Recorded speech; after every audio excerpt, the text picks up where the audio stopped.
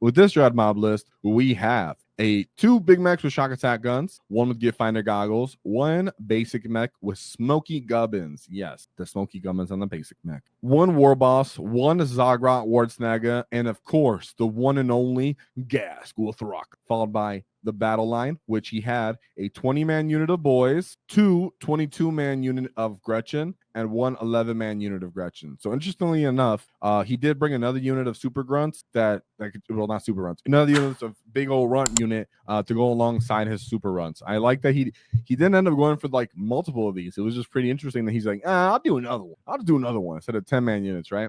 Then he has a 10-man unit of flash kits, followed by two 5-man units of flash kits, two Ludas, with the Spanners having custom Mega Blastas, two Mega Nobz with twin kill saws, two units of 3 mech guns with smasher guns, followed by 2 units of Storm Boys. Now, with this list, the custom Mega Blasters, like I said before, usually people pick custom Mega Blasters when they're teching for killing vehicles, killing armor. They're looking for the assured amounts of bigger shots because, of course, if that vehicle survives, he might just kill you. And 2, because it gives you the potential to spike damage on the D6. Now, as for the mech guns are legit, my boys. And actually, the two 3-man units is actually right where I'm at too. The reason for that is these end up almost always going in strategic reserves. Of course, you can also take the 10-man unit flash kits and put that in reserves too. But I personally about always put the 2 mech gun units in reserve because they can actually take the battlefield edges and get line of sight, as normally moving 3 inches simply isn't enough. To get line of sight through a rune, you have to actually be fully on those little plastic bases that GW now uses. Therefore, it's a bit harder. A lot of the time, strategic reserves where it's at. That's why I don't pay for the 3rd unit. Smasher gun is my preferred profile. There's some contentions for why the bubble chugga is what it is. If you want to use that, go ahead. It's fine. But smasher guns are where it's at. The flat, sweet damage 3, strength 9 really helps with the elite meta. And right now, the meta is looking like it's, elite infantry, terminators, custos, sometimes tough orcs, sometimes tough space marines. But Dread Mob being able to give you big shelter, bigger gets, and re-rolling hits means that these mech guns can now go, well, I'm going to choose sustain or lethal. I'm going to re-roll the hit roll, and then I'm going to have straight damage 4, and I'm going to be wounding all the vehicles, and we'll say 4. So that ends up working out. I will say it doesn't always come through and really kill the vehicles that you need to kill, but for 150 points, it does crazy damage into elite infantry units. Maybe it's Terminators from Grey Knights, maybe Grey Knight Paladins, blows them away, takes advantage of blast. So I'm a big favor of the smasher guns, mech guns in this case. The one fun thing here, guys, is the Ghazghkull, right? Again, we see Ghazghkull Thraka in a Dread Mob detachment. How do I feel about that? I feel like it's fine because as everything else wants to shoot, stay back, bully the flanks, bully people who move around towards the middle of the table, you need someone that will run out there, counter punch, something like a Land Raider, punch it off the middle, hold the objective, stuff like that. That's where Ghazghkull Thraka come into play. Of course, I will say that it's very clear to me that it's, well, not always, but very likely that he took that individual mech and put it with a 20-man unit of Boyz. It gives Boyz to access to pressing the button so they can get sustain or lethal or additional AP. And then the Boyz are -1 to hit. So now they get the ability to survive and be a little bit more durable to enemy shooting targets. If he doesn't want to put it into Boyz, he can put these on the mech guns and let the mech guns get +1 to hit and be harder to kill. Usually not where I'd want to put it, but it is what it is. And of course, he could choose to put that individual mech yeah, just pretty much that's how I see it for the most part. That's what he would do with that. Because he doesn't have a transporter truck or anything. Today's sponsor, Baron of Dice. So Baron of Dice has great dice. They have actually enabled us to give these dice out for our paint competitions. So I greatly advise that you go out there. We have a link in the description for 5% discount. That's, of course, because nobody likes taxes.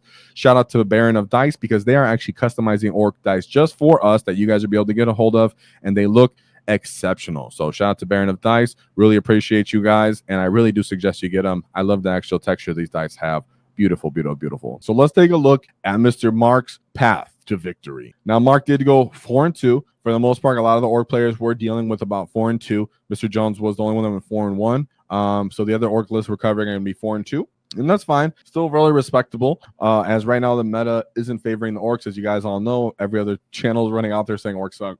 And let them think that, because the more we're heard, the better. So let's take a look at his first win. He goes into the Leagues of Votann. So he simply has double call, followed by 2 10-man units of the Hearthkin Warriors. It is fun that they can SWAT team, they can combat squad and break apart. I think it's pretty cool. 4 Sagitar for that scouting transport, 2 10-man unit of mini marine terminators, followed by 1 Hecaton land fortress, and 3 of these Hearthkin pioneer units. Having something like Zodgrod Wortsnagga feels really good when you're running at these pioneer units. These pioneer units very much want to just sit on the side of the battlefield, come in from reserve, play that little jank game. Having something like Zod where they can run up and really let them know, man, I'll surround you, I'll beat the crap out of you, I'll tag you, stuff like that. Means these guys have to play a little bit more defensively. It allows you to stage, and it allows for the Sagittars to know that they can run, get trapped, they can get tapped, they can get surrounded. People can't disembark from them. Not that there's usually too many things inside of them, but there are usually like individual characters sometimes, or the soldier, the basic battle line units will split up and then go inside of them. But what's really important in this matchup, when you have big unit of 20 boys and you have Zod, and you have the other 22 unit of Grot units, you need to make sure that you are taking control of the battlefield, because these 2 big units of Hearthguard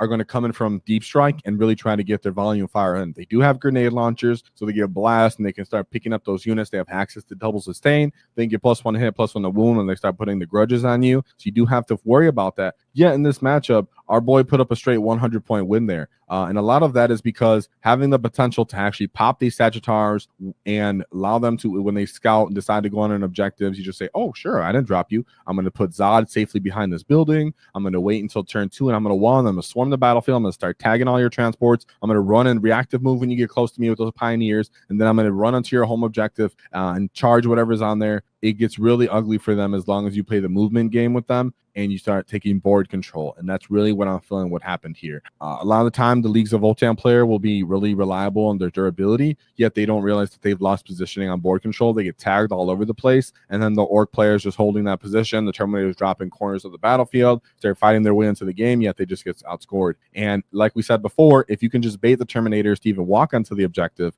they can't armor of contempt when they're moving onto the objective. That way you can actually end up making them take worse armor saves, and or the smasher guns now get line of sight onto them, even if they're not on the objectives, and start picking these guys up. Like I said, the smasher guns would obliterate the Hearthguard really, really horribly. So love to see it because I'm not a fan of mini Marines. Now we move on to his second game. This is where he actually took his first loss, and it was to the Genestealers. Yes, guys, the Genestealers. Now, he did take triple Abominant, and of course that means he's going to be taking the triple Aberrant. So we have triple Abominant followed by a Clamovis, 3 Kelomorphs, and a Patriarch. So for those who aren't used to Genestealers, as most of us are not, I'll show you an Aberrant real quick. This is their version of a wannabe war boss or whatever it is. It's kind of like their baseline captain that fights pretty hard. He's T6, 5-up save, but they do have a 5-up feel no pain right there that's built into them. 5 wounds a pop. And then they have a really thick punching capability, strength 12, -2, d6 +1. This guy does allow the enemy to fight on death on a 4+, and when he dies, he's allowed to get back up again,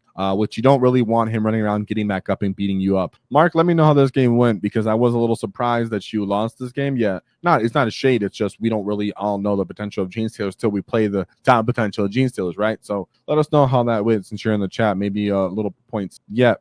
With these, I didn't mean to go all the way over there. With these other characters, we have a Kelomorph. The Kelomorph allows them to pretty much shoot as their regular ballistic skill as an overwatch when enemies get within 12 inches, I believe, of them. So if you get within about 12 inches of the Kelomorph can end up shooting you. That's kind of like a free overwatch for this army. Then we have the Patriarch. This is their unit of a Broodlord. He comes in. Usually these guys trying to alpha strike you. They scout and then they run up and kill you and they end up murdering you. He has 1 unit of battle line hybrids. Really surprising that he only has 1 battle line hybrids. And one thing Mark just said in response to me is that the GSC play guy ended up going 6-0, and he's very, very skilled. So right away, guys, it's a niche player, niche list. Definitely catch anybody off guard. Here are the 3 Aberrants. Aberrants are hitting really hard. Just imagine they're kind of acting like nobz do for us. But like we said, they get feel no pains. They punch extremely well, and then they can fight on death, and their character can get back up when he dies. He has 3 units of the Achilles Ridge Runners. These Achilles Ridge Runners allow you to have additional AP when they target a unit, so you can stack the additional AP. And then he has 2 units of Goliath Rock Grinders, which are another unit of their transport vehicles. 3 units of Pure Stain Genestealers, one of them being a big 10-man unit of Pure Stain Genestealers. Usually this is their kind of like run at you missile, murder you off the field. And then these other 5-man units also help and support in that. So what he did say is pretty much the Kellermore screened him out pretty well. and they jump in his trucks that kept him away from heaps so that he can actually get charges off. So he used the transports to make it hard to actually get the charges off. And remember, guys, these units can start coming back as they die. So if the Genestealer player even gets lucky and they can start bringing more guys back onto the battlefield, they can kill them. This is one of those matchup guys where, like everybody knows, until you actually face it, Genestealers can be super brutal and super tricky. And then your first time going into an army you haven't gone into, they catch you off guard and they beat you. So that's what Mark is saying, helping right there. And supposedly the Genestealer player ended up going 6-0. I believe you. I shouldn't have said supposedly. He lost one game, I guess, right here. But he did end up going 5-1, which is still pretty amazing for Genestealers, considering that they were like considered a meme on detachment, right? And faction. So shout out to him. Then Mark goes into his next game, which is the next game is also a loss, yet it's into Necron Hypercrypt, which again we have a bunch of C'tans. So he has one Cathar the Deceiver, one Nightbringer, one Void Dragon, a Hexmark Destroyer, Emotech Stormlord. That guy's super annoying. Locust Lord, Overlord with Translucent Shroud, and a Transcendent C'tan. He has two Deathmark units, a flayed one unit of heavy Locust Destroyers, and a big fat 10-man unit of the Lich Guard. So I'm looking up something up. I want to look this up right now real quick, guys. Real quick. Sorry, I should have done this before, but sometimes I get sidetracked. So the Deathmarks have Deep Strike. That's what they called. I'm like, these guys don't have initiative. I'm like, I keep saying they have Infiltrate. They don't. They have Deep Strike. So as for this game, this list, it's again another version of we are going to stat check you with a bunch of Necron C'tans. Yeah, he does have a little bit more character support for characters that can have maneuverability and killing. Oh, the flayed ones are the ones that infiltrate. There we go. And then a big old unit of the Lich Guard. Lich Guard might have actually withstand more damage on this. So like I said before, Mark is pretty much saying right here that he ran into a stat check in this matchup with his orc list, which sometimes can catch some people by surprise if we're looking at the tools here. But guys, dice can go either way. If the Necron player can overlord one side of the battlefield and put enough pressure, and you're not in position to actually start killing all of these guys with your Ludas and your Met guns and stuff like that on the turn that it's time to WAAAGH, yes, you can actually spike pretty hard here. And be pretty hard to actually kill. Yet, I would say, looking at Mark's list, he does have tools. So anybody that does like this list, no, you do have tools to killing the C'tans. Just know that unlike the list we covered earlier with Mission Initiative Jones, where he had a bunch of trucks, therefore he can always get his Ludas into position, might be a bit of a positioning thing to get all of the guns into line of sight where he needs them, and Gaz and the boys with the popping lethal actually getting it off. Yet, just know that when you're not necessarily fast as an orc list, that these Necrons can actually end up getting the initiative on you and kind of picking you apart with all of their C'tans. So there's not much to say about that. It was a stat check, is what Mark's saying, and he just ended up not killing him on the stat check, which totally happened. I would say that he does have tools. So Mark, I like your list. It does have tools to deal with them, but we all know that the practicality of getting everything into these small Necron C'tans is harder than some people might think, right? They're just pretty small units. Sometimes they're the size of an infantry character. So though you have all the tools to kill them, getting them all off to actually get there is pretty tough. So Mark just ended up bouncing off the Necron stat check, but it is what it is. From here on out, Mark gets all wins. So going into his fourth game, he goes into the Black Templar. He has one Castellan, he has High Marshal Hellbrick, and a Judiciar, followed by a fat unit of Primaris Crusaders. He has two of those units. I have a feeling the Ludas had fun into those boys. Followed by two 5-man units of Assault Jump Pack Intercessors, one Ballistic Dreadnought, followed by one Black Templars Repulsor, one Black Templars Land Raider Redeemer, one big unit of Sword Brethren, followed by one 5-man unit of Sword Brethren, 3 Scouts as the final part of this list. Now this list does feel a little bit elite, even though he did choose to bring some 5-man units and such like that. Of course, these big bricks are trying to do a lot of the backbone in this matchup, and he did bring just enough vehicles to have some firepower to help pop transports, kill enemy tough durable units. Yet, like I always say, boys, when you have the Dread Mob and you still have the innate orkiness of the WAAAGH, of the ability to have gas to run up on you and punch with a 20-man unit of boys going to these Crusaders, and then in response, the Ludas can end up picking the Crusaders as they run off across the battlefield. Perfect, as a 10-man unit of Flashkits can actually do Overwatch into a big Sword Brothering unit. Even though in Warhorde, this could be a very punchy, punch-out type of matchup, and you could very much win this matchup in a Warhorde. This is where Dread Mob is going, okay, normally you have the initiative, the ability to beat me here, yet in this case, Dread Mob has all the tools to interact with you on the mob, Rat on the Wall, where you have mobs of boys, you have gas, you have flash kits, a bunch of shooting and lootas and stuff like that to end up kind of picking this army apart. So Mark, maybe you can tell me how, if it went kind of like that, but I have a feeling that the fact that you're more of combined arms factor, you can pop his repulsor, you can damage his land raider, you can kill a bunch of these 2-wound units on Overwatch between your lootas, your flash kits, means it just becomes really, really potent across this battlefield. So really glad to see that. Really like when people take down something like a Black Templars.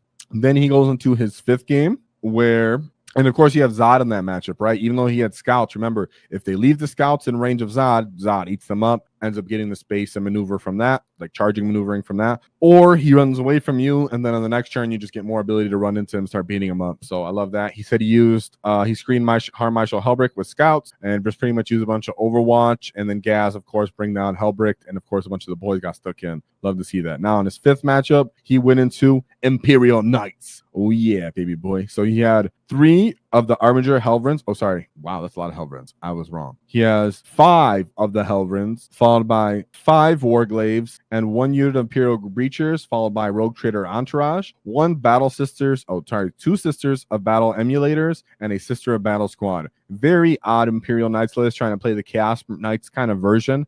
Yet, like we said before, Dread Mob actually has tools for this. Orc players normally don't like Chaos Knights, don't like Imperial Knights for the most part, even if you're playing Warhorde. Of course, you can beat them. I've been there, guys. You don't got to tell me I can win with Warhorde. I beat them up all the time. I know that. I'm saying that for the most part, orcs don't like this. This is usually a skill check. Yet when you're playing Dread Mob, you're like, no, I actually have the tools for that. As soon as your little baby knights walk into the objectives, Overwatch, I pick you up, move on to the next one, pick you up. Oh, you're running towards Gaz. Gaz beats you in the middle of the table, beats you up. My boys get a wall. They have the invul, and you can't really clean them up too well. I really, really like how Mark's list has the diversity of tools to deal with something like this. I assume this matchup went mostly favorably for him. Of course, it's not that easy, as knights can still crump. Auto cannons can still really tear you apart like Ludas, because they don't get great saves. So you do have to play cheeky. My point is that normally, let's say a Beastnagga boys plus a beast boss in a truck have to go into a Armiger Warglaive, right? In this case, a unit of Ludas and a shock attack can safely kill it from Overwatch from far away, even just from it moving one time, right? And if you just shoot it and it doesn't kill it, then your flash kits can come in on your shooting phase and just shoot it and pop lethals and up cleaning it up too. So there's a lot of overlapping ability to shoot them, finish them off with charges, or shoot them and shoot them with another unit, yet still retain your middle ground. He said he pretty much overwatched them pretty hard with that. And of course, yes, a Zod unit can go off. Like I said before, guys, your Zod unit can just run up, shoot a bunch of pistols, wounding on 5s, then run up and punch, wounding on 5s with the Grots. But Zod himself will be wounding on 4s. And then in this case, because Gaz is there, and like I always say, you should be saving Zod for turn 2, but specifically for the WAAAGH turn, maybe it's turn 3, whatever. But you're saving it for the WAAAGH turn in this case because Gaz is on the list. Gaz is giving Zod lethals now. So all these Grots are getting lethal. Zod's getting lethal. Now you're able to pull down Helvrins, which is what he said, our Warglaive with Zod as well. So again, Zod shining, and with in tandem with Ghazghkull and the punching way above his weight class. So that was his 5th game. And as for his final matchup, he went into the elves. And of course, nobody likes them elves. And elves also hate when you overwatch. So let's take a look at this list. He has a Farseer, followed by a Farseer Skyrunner, Lilac Night Spear, the Visarch, and then the Yavrin. So it's funny, the Aeldari players are starting to go back to like Ynnari, I think is what it's called, right? Yeah. 1 Guardian, followed by a Ranger unit, a Shroud Runner, a trope of Harley Quinns, 2 units of Warwalkers, and then of course a bunch of allies. These are Dark Eldar allies. 2 units of Beastmasters, 1 Lilac Hethbrats, followed by 2 units of Mandrakes, 3 Scourges, and a unit of Witches for Lilith. I actually like these allies. Of course, Scourges can pop Dark Lances, shoot you, and then kind of fire and fade away. Mandrakes for their infiltration, and then the Beastmasters. These guys move really, really fast. They have a bunch of different ablative wounds, meaning they have different wound profiles for each of these individual units, right? So for like this Razor Wing Flock, these are like 3 wound T3, or maybe actually, excuse me, they're all T4, which is actually more annoying. T4 type of little feathers. Then they have the Clawed Fiend, that's 4 wounds. They have the Beastmaster, who's like 4 wounds as well. And then they have some 2 wound guys. It's weird, so they have weird ablative wounds, but the thing is they move 12 inches, they scout 9 inches. So these guys innately become a really, really annoying in your face kind of unit that can charge you turn 1, move block you turn 1, and then the Warwalkers in this case. So Mark, if you're there, let me know what's going on here. So this list has just a bunch of MSU bull poopy stuff, right? I've actually played into these Beastmasters. They're a bit more hard to kill than you really want them to be because they're T4. Oh, and it's funny, Mark actually said that. He said the Beastmasters both came at him turn one and locked him in. He stayed in control, stayed composed, and he slowly picked stuff off, and he used his Grots with the reactive move at the screen. And he went second on linchpin against these elves. One thing I would say, guys, if you know someone's going to move and maybe let's say charge your Grots or your super Grots, sometimes you might want a reactive move just so that you don't get stuck in your deployment zone. Of course, I do say that you could choose commandos, and commandos can help counter this because people will regularly do this with Nurglings or Beastmaster, whatever it may be. Let's say you don't have them, okay? Because I know somebody's out there like, that's why I bring Mandos. I get it. I'm with you. But if you are going to about to get collapsed on and you have this big unit of Zod unit that you know is acting as your screen for this, you might want to reactive move just the flat 6 inches and move closer into the enemy unit before it charges you. That way you create that 5 or 6 inch gap behind you so the rest of your units can still move their way up the battlefield and not get fully stuck in the deployment zone, especially if it came 4 corners. You do need to take your time. That's why I'm such in favor of something like flash kits for units like these Beastmasters, where flash kits go, okay, you're really close to me, I'm going to shoot you. You're in my favorite target, so I get additional shot on you. They're all 2 damage, so your blade of wounds don't matter as much anymore. And I am going to charge you as well with strength 5. So having flash kits will help you clear with those stupid Beastmasters very well. As for the rest of this army, you do just need to overwatch them and end up killing them very, very well. And like you said, the reactive move from the Grots even start killing them, right? So even the reactive move from these units that are moving towards you, you're killing some of their screening models on the react move. And for everything else on this list, your orc profiles go great into them. Even as your units get a little diminished, you're picking them up. So I'm very in favor in that. Gaz is just running free into this matchup too, right? He can get killed, of course, if he's too exposed. But what I mean running free by that is as soon as someone goes to focus on him, whether it's with the Warwalkers to shoot Bright Lances him, the Scourges are going to be like, I'm going to shoot you and only you, Gaz, when you expose yourselves. But the Yavrin, the Visarch, all these characters need to be worried about Gaz running into the middle of the table, knowing that if they get close, he's going to get charged, but everything else is going to get amplified by his killing potential with lethals, including Zod and the Super Grots, which is freaking hilarious, and the flash kits and everything like that. So this was a slow-played game, like Mark said, that he did play it smooth, but ended up killing them over time and really taking over the attrition, getting a 95-point win there. I think Eldar, once you just play smooth and you don't care about their nonsense, you just kill them every opportunity you get. They kind of run out of resources and they can't charge you, right? They can't combine arms into you as an orc player, because as soon as they shoot you and they don't kill you, they're like, man, I guess I'm gonna charge you. They're just dead, because if they don't kill you in the fight, then you're just gonna kill them back with whatever leftover models you got. So that's very detrimental to the Eldar player. And Mark ended up pulling that win. So let's take a look at Mark's list one more time. He has 2 big mechs with shock attack guns. One of those is with the Get Finder goggles, 1 basic mech with smoky gubbins, a war boss, Zodgrod Wortsnagga and Ghazghkull Thraka, 1 20-man unit of boys, followed by 2 22-man units of Grots. One of those, of course, goes with Zod. 1 10-man units of Grots. 11-man unit of Grots. A fat 10-man unit of Flash Kits, followed by 2 5-man units of Flash Kits. 2 units of Ludas, both with custom Mega Blasters on their spanners. 2 Mega Nobs with Gas, twin kill saws, followed by 2 mech guns with 2 3-man units of mech guns with Smasher guns, which I totally love for the CP management and the distribute ability on this list, right? You get to reroll, you get to get flat damage 4 and stuff like that. And then 2 units of Storm Boys. So shout out to Mark Caruana. Oh, wait, Bobby, let me know. For this list, hopefully we see you in the Discord so you talk to us more. As for this list, like James Jones says, I actually like this list a lot. It's not something that I would typically have thought that I would want to use, because the basic mech isn't normally my cup of tea, though a lot of people all the time bring it up in the chat. Can I put them with boys?